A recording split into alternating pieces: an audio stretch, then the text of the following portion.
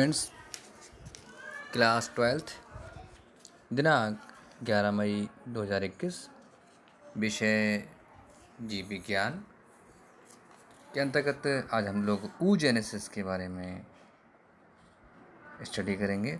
इससे पहले हम लोगों ने स्पर्मेटोजेनेसिस यानी कि शुक्राणु जनन के बारे में पढ़ा था और हम लोगों ने जाना था कि वहाँ पे 3 अवस्थाएं थीं, जैसे कि आप लोगों ने देखा था। मल्टीप्लिकेशन फेज़ था और उसके बाद ग्रोथ फेज़ था और फिर था मैचुरेशन फेज़।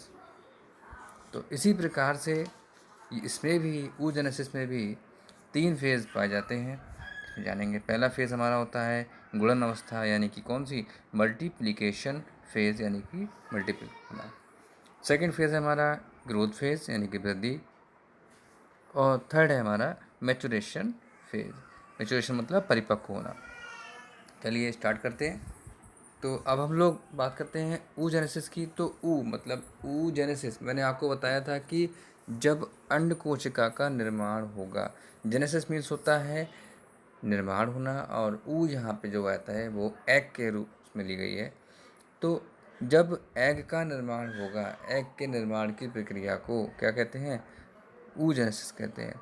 अर्थात अगर हम बात करें तो मादा जंतुओं के अंडाशय को स्तरित करने वाली जनन एपिथेलियम यानी कि जर्मिनल एपिथेलियम की जनन कोशिकाओं से यानी जर्म सेल से अंडाणु बनने की क्रिया यानी कि एग बनने की क्रिया क्या कहलाती है, oogenesis कहलाती है। इसके फलस्वरूप एक कोशिका से एक डिंब या अंडाणु बनता है। समझ रहे हैं, एक ओवा, यानी देखिए अगर ओवम बात हो रही है तो बहुत सारे अंडाणु की बात हो रही है, और अगर एक अंडाणु की बात हो रही है, एक सिंगल एक जो है, तो उसको हम क्या बोलेंगे, ओवा बोलेंगे। ठीक है, एक ओवा यानी का अंडाणु बनता है। तो यहाँ पे आप देख रहे होंगे चित्र के साथ समक्ष। ठीक है, तो आप देखते भी जाइएगा, मैं बोल रहा हूँ उसको भी सुनिएगा। अंडाणु बनता है जिसमें गुणसूत्रों की संख्या जनन कोशिकाओं से आधी होती है। सेम प्रोसेस है, देखिए बिल्कुल मैंने आपको बताया था स्पर्म में क्या होता है, जो गुणसूत्रों की संख्या कैसी होती है, जो जर्म सेल्स होती है उससे आधी रह जाती है। सेम यहाँ पे भी वही प्रोसेस है कि जो जर्म सेल है उससे जो ओवा बनना है उसमें गुणसूत्र कैसे होंगे, आधे होंगे। यानी ये कोशिका कैसी होगी, जो ओवा बनेगी वो हैप्लॉइड होगी। अंड जनन यानी कि oogenesis की क्रिया जनन काल के तुरंत बाद प्रारंभ हो जाती है, ताकि आने वाले जनन काल में परिपक्व अंडाणु तैयार हो सके। अच्छा, ये क्रिया जो है फीमेल्स में यानी कि महिलाओं में जो है, या फिर जितने भी फीमेल सब में कब होती है, जब ये जनन काल जो है कंप्लीट हो जाता है, उसके तुरंत बाद फिर प्रारंभ हो जाती है, ताकि क्योंकि अगला जो मतलब जो चलेगा, ठीक है, एग का फॉर्मेशन, ताकि फर्टिलाइजेशन हो सके। अंड जनन की प्रक्रिया जो है, पूर्ण प्रक्रिया को 3 भागों में बांटा गया है, जैसा कि मैंने आपको बताया था। सबसे पहला फेज़ है मल्टीप्लिकेशन फेज़। देखिए यहाँ पे आप देखेंगे तो यहाँ पे मल्टीप्लिकेशन फेज़ आपका है। यहाँ पे एग मदर सेल से जो है, जो एग मदर सेल जो है हमारी यहाँ जो बनी थी, आपको दिखाई थी, मैंने आपको बताया था कि अंड जनन जो oogenesis के बाद जो अंडाणु तैयार होगा, सबसे पहले क्या बनाएगा, एग मदर सेल बनाएगा। और कौन बनाएगा, जर्मिनल एपिथेलियम से। जर्मिनल एपिथेलियम जो है वो एक एग मदर सेल बना लेगी, क्योंकि वो जो मदर सेल होगी वो अन्य कोशिकाओं से कुछ ज़्यादा ही डिफर होगी, उसका केंद्रक थोड़ा सा बड़ा होगा। अब जो मल्टीप्लिकेशन फेज़ है उसमें क्या होगा, उसमें अंडाशय को स्तरित करने वाली प्राइमरी जर्म सेल्स समसूत्री विभाजन द्वारा विभाजित होकर संख्या में वृद्धि करती हैं। अभी देखिए सब डिप्लॉयड है, सारी सेल्स डिप्लॉयड है। जैसे कि जो जर्मिनल सेल्स थी, ठीक है, वो डिप्लॉयड थी, अभी भी डिप्लॉयड है यहाँ पे, क्योंकि समसूत्री विभाजन हुआ है। समसूत्री विभाजन के अनुसार एक कोशिका से 2 कोशिकाएं बन रही हैं, तो 2 कोशिकाओं से 4 कोशिकाएं बन रही हैं। ये क्या है, मल्टीप्लिकेशन, मतलब यानी लगातार विभाजन हो रहा है, गुणन अवस्था आ रही। तो ये जो हमारा फेज़ है, इसमें क्या होता है, संख्या बढ़ जाती है, और इस प्रकार बनी कोशिकाओं को ऊगोनिया ऊगोनिया बोलते हैं। क्या बोलते हैं, ऊगोनिया बोलते हैं, या एग सेल्स बोलते हैं। ठीक है, अब जो हमारा सेकंड फेज़ है वो कौन सा है, ग्रोथ फेज़, यानी कि वृद्धि प्रावस्था। ग्रोथ फेज में जो अंडा यानी गुणन अवस्था में बनी जो एग सेल्स हैं या oogonia हैं, वो पोषक पदार्थ एकत्रित करके आकार में बढ़ जाती हैं। जैसा कि सेम वैसे उसमें जैसे उसमें था, उसमें भी यही था कि पोषक पदार्थ इकट्ठे करके और क्या होता है कि वो आकार में वृद्धि कर जाती है। निश्चित आकार तक वृद्धि करने के बाद ये विभाजन के लिए तैयार हो जाती हैं। प्रत्येक कोशिका अब प्राथमिक यानी प्राइमरी oocytes कहलाती है। क्या कहलाती है? Primary oocytes। देख रहे हैं आप यहाँ पे प्राइमरी oocytes आपके सामने मौजूद है। ठीक है, इसको आप सामने स्पष्ट देख भी रहे होंगे। ठीक है, प्राइमरी oocytes। लेकिन अभी भी ये कैसा है, ये डिप्लॉयड है। ठीक है, अब इस प्राइमरी oocytes कहलाती है, किंतु सभी oogonia जो हैं वो प्राइमरी अंडक कोशिकाएं यानी कि प्राइमरी जो हमारा oocytes हैं जो वो नहीं होती हैं।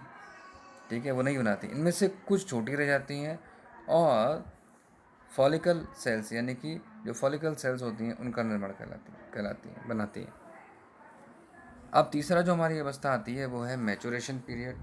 ठीक है, यानी कि मैचुरेशन फेज़। उसमें क्या होता है कि ये कुछ अवस्थाओं में बटा हुआ है, इनमें निम्नलिखित परिवर्तन होते हैं। सबसे पहला क्या होता है? First maturation division. पहले में क्या होगा, जो प्राथमिक अंडक है यानी कि प्राइमरी oocytes है, वो क्या होगा, प्रथम परिपक्व यानी कि प्रथम यानी फर्स्ट मैचुरेशन पीरियड जो है वो अंडरोपण के समय होता है, यानी कि जब एग का इम्प्लांटेशन होता है। यह विभाजन अर्धसूत्री होता है। देखिए यहाँ पे अर्धसूत्री विभाजन आपके सामने प्रस्तुत है। ठीक है, देखिए ये क्या है, ये प्राइमरी oocytes है, उसमें क्या हुआ, अर्धसूत्री विभाजन हो गया। और अर्धसूत्री विभाजन होते ही ये कोशिका कैसी हो गई, हैप्लॉइड हो गई। और हैप्लॉइड हो गई, इसके फलस्वरूप गुणसूत्र दो बराबर भागों समूह में बढ़ जाते हैं और दो अलग अलग कोशिकाओं में चले जाते हैं। कहाँ? अलग अलग कोशिकाओं में चले जाते हैं। प्रत्येक कोशिका में गुणसूत्रों की संख्या आधी होती है। आप यहाँ देख रहे होंगे कि क्या होगा, यहाँ पे गुणसूत्र कैसे हो गए, आधे हो गए। यहाँ डिप्लॉयड थी, ऊपर से देखिए अब डिप्लॉयड होती चली आ रही है और वृद्धि अवस्था भी पूरी पार कर दी डिप्लॉयड होते होते। ठीक है, लेकिन जैसे ही अर्धसूत्री विभाजन हुआ, ठीक है, तीसरे फेज़ में, तो तुरंत क्या हो गया, तुरंत जो मैचुरेशन फेज़ में क्या हुआ कि ये अब हैप्लॉइड रह गए। अब हैप्लॉइड रह गए, अब क्या होगा कि इसमें एक कोशिका छोटी होती है तथा प्रथम यानी ध्रुव कोशिका या फर्स्ट पोलर बॉडी, यहाँ पे आपको दिख रहा होगा फर्स्ट पोलर सेल यानी प्राइमरी पोलर सेल। ठीक है, तथा बड़ी कोशिका सेकेंडरी oocytes बनाती है। देखिए एक तरफ तो छोटी कोशिका है जो हैप्लॉइड है, वो क्या कहला रही है, प्राइमरी पोलर सेल बना रही है, और दूसरी तरफ क्या है, सेकेंडरी oocytes है, तो सेकेंडरी oocytes है। ठीक है, अब देखिए फिर से डिवीज़न होगा, मतलब फिर से जो है चेंजेस होगा इसमें। सेकेंडरी मैचुरेशन फेज जो है हमारा डिवीज़न है, इसमें देखिए क्या है कि यह विभाजन लगभग उस समय होता है जब अंडाणु अंडवाहिनी में पहुंचता है।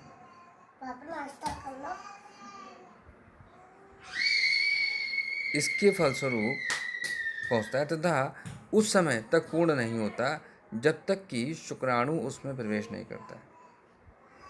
देखिए ये जो सेकेंडरी oocytes बना हुआ है, इसमें ये जो है ये उसका विभाजन लगभग उस समय होता है जब अंडाणु अंडवाहिनी में पहुंचता है, यानी कि जो हमारी ओविडक्ट है वहाँ पहुंचेगा, और उस समय तक पूर्ण नहीं होता जबकि शुक्राणु उसमें प्रवेश नहीं करता।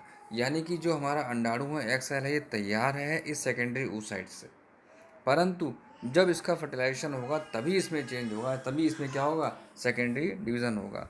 लेकिन नहीं हो रहा है तो इसका मतलब क्या, फर्टिलाइजेशन नहीं हुआ है और शुक्राणु प्रवेश नहीं कर पाया है। यह विभाजन समसूत्री होता है, यानी कि जब दोनों के न्यूक्लियस यानी कि जो स्पर्म है उसका न्यूक्लियस और अंडाणु का न्यूक्लियस फ्यूज कर जाएगा, तो हैप्लॉइड और हैप्लॉइड मिलकर क्या बनेगा, डिप्लॉइड हो गया। और डिप्लॉइड में क्या होगा, फिर समसूत्री विभाजन होगा। समसूत्री विभाजन से कोशिका 1 से 2, 2 से 4 कोशिका लगातार वृद्धि कर रही हैं। ठीक है, तथा जिसके फलस्वरूप क्या होगा, एक सेकेंडरी जो है पोलोसाइट तथा एक बड़ी कोशिका जो है वो क्या कहलाएगी, मैच्योर ओवम बनाती है। प्रथम यानी प्राइमरी पोलर सेल्स भी कभी कभी 2 कोशिकाओं में विभाजित हो जाती है। तत्पश्चात ध्रुव कोशिकाएं नष्ट हो जाती हैं। जितनी भी पोलर सेल्स हैं जो हैं वो सब नष्ट हो जाती हैं। मेन बात अगर यहाँ पे आ रही है तो वो एग की है, एग फॉर्मेशन की है। तो यही जो हमारा पूरा प्रोसेस है इसको हम कहते हैं oogenesis, यानी हमारा जो oogenesis कंप्लीट तैयार है। अभी अगर हम बात करें तो यहाँ पे जो सारी कोशिकाएं हैं इन सब में केवल एक ही जो कोशिका आप देख रहे हो प्राइमरी oocyte से बनी हुई, जिसमें अर्धसूत्री विभाजन हुआ था, सेकेंडरी oocyte यही हमारे काम की है, यही एग सेल है, बाकी जो है हमारे काम की नहीं है। अभी आप अगर देखेंगे तो एक किसी ओवा जो है, एक फीमेल गैमेट जो है ओवा की स्ट्रक्चर को आप सामने देख रहे हो। इसका स्ट्रक्चर सामान्य भाषा में अगर आपसे कहें तो किस प्रकार से है कि जो स्त्री का जो अंडाणु होता है वो 0.1 यानी 0.1 मिलीमीटर व्यास का होता है, बहुत छोटा, 0.1 मिलीमीटर। अंडाणु का आकार यानी अंडाणु का बड़ा आकार इसमें संचित पीले से पीतक यानी यॉक के कारण होता है।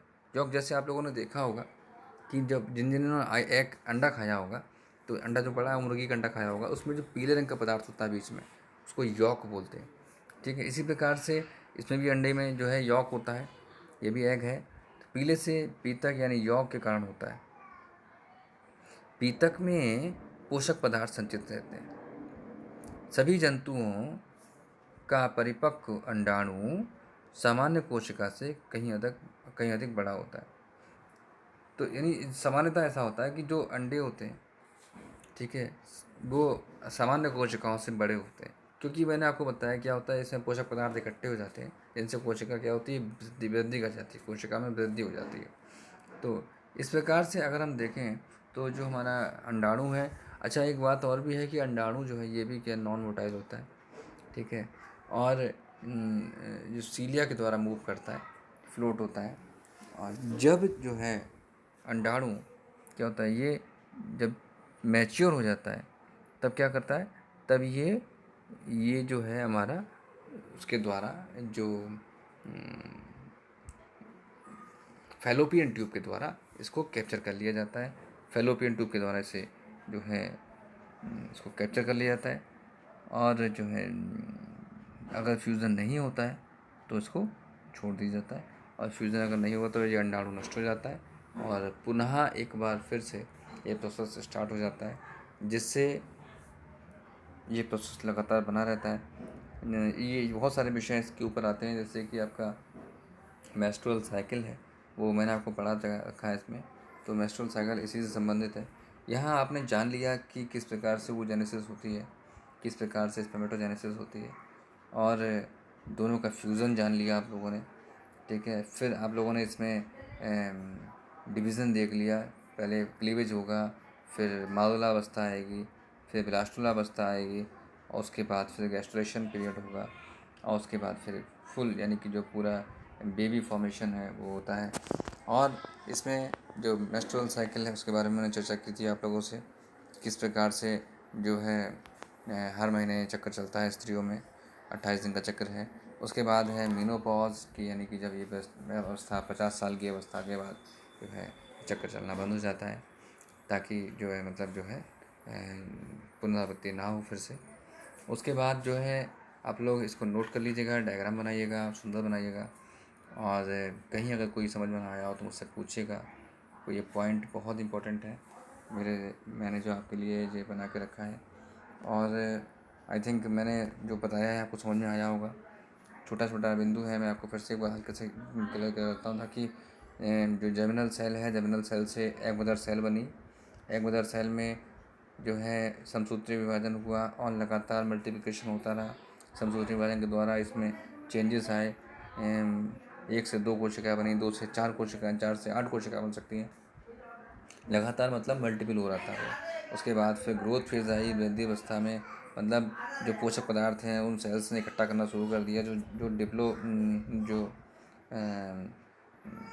डिप्लॉयड थी, ठीक है, उन्होंने पोषक पदार्थ इकट्ठे करे और कोशिकाएँ फूल गई, तो बोलने लगे कि प्राइमरी oocytes हैं वो, और प्राइमरी oocytes में फिर डिवीज़न हुआ, उसको हम लोगों ने अर्धसूत्री विभाजन बताया। यहाँ पे देखिए सामने लिखा हुआ है आपके सामने, और उस अर्धसूत्री विभाजन के द्वारा दो प्रकार की कोशिकाएं बनती हैं। पहली कोशिका बनती है प्राइमरी पोलर सेल जो छोटी होती है, और दूसरी हैप्लॉइड कोशिका बनती है जो कि सेकेंडरी oocytes है। और उस सेकेंडरी oocyte से ही एग का निर्माण हो रहा है, और यही एग जाके फर्टिलाइज करेगा उस स्पर्म के साथ। स्पर्म फैलोपियन ट्यूब में आएगा और ये फैलोपियन ट्यूब में के द्वारा कैप्चर कर लिया जाएगा। दोनों का फ्यूज़न कहाँ होता है? फैलोपियन ट्यूब में होता है, ये मैंने बता रखा है आपको। ठीक है। अब बाकी जो पोलर सेल्स होती हैं वो नष्ट हो जाती हैं, आपको बताया मैंने। इनमें डिवीज़न होता है, कभी कभी होता है, अन्यथा ये नष्ट हो जाती हैं। ठीक है। तो इस प्रकार से जो है आप लोग इसको क्लियर करिएगा। कोई सी बात समझ में ना आई हो मुझसे आप फिर से पूछिएगा, मैं आपको दोबारा बताऊंगा। लेकिन ऐसा मैं आशा करता हूँ कि आप लोगों को समझ में आ चुका होगा। अगर जिनको समझ में नहीं आ रहा है फिर से वीडियो देखिए, रिवाइंड करिए वीडियो को। ये आपके पास सेव है हमेशा के लिए। आप इसको जो है बार बार देख सकते हैं, जब आपकी इच्छा करे तब आप इसको देख सकते हैं। ठीक है, आप इसको नोट करिएगा। धन्यवाद।